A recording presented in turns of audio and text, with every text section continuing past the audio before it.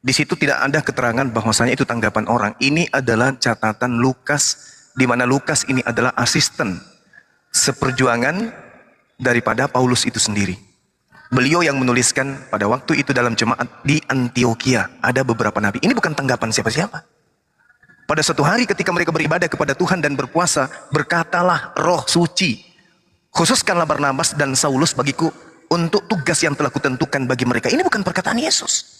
Ini murni karangan, ini murni catatan penulis KPR, Lukas.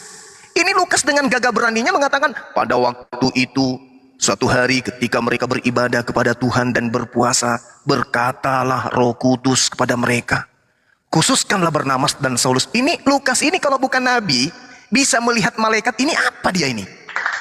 Kita katakan dukun, tidak mungkin dikatakan tabib juga, nggak mungkin dikatakan juga dia sebagai pesulap juga nggak mungkin, tukang sihir juga nggak mungkin. Ini dia melihat malaikat, Roh Kudus, bahkan Tuhan dalam perspektif Kristen yang dilihat langsung oleh Lukas. Lalu Lukas mendengarkan suara Roh Kudus, khususkanlah Barnabas dan Saulus bagiku untuk tugas yang telah kutentukan bagi mereka. Maka berpuasa dan berdoalah mereka, dan setelah meletakkan tangan ke atas kedua orang itu, mereka membiarkan keduanya pergi. Ini Lukas ini apa kedudukannya di sini kira-kira? Kalau kita melihat dari catatan Lukas ini lebih tinggi daripada Yesus.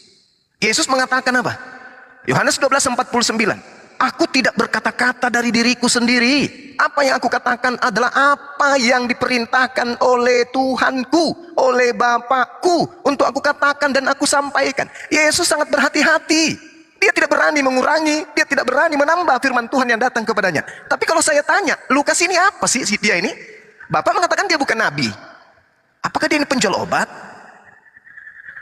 Pada suatu hari ketika mereka beribadah kepada Tuhan dan berpuasa, berkatalah Roh Kudus.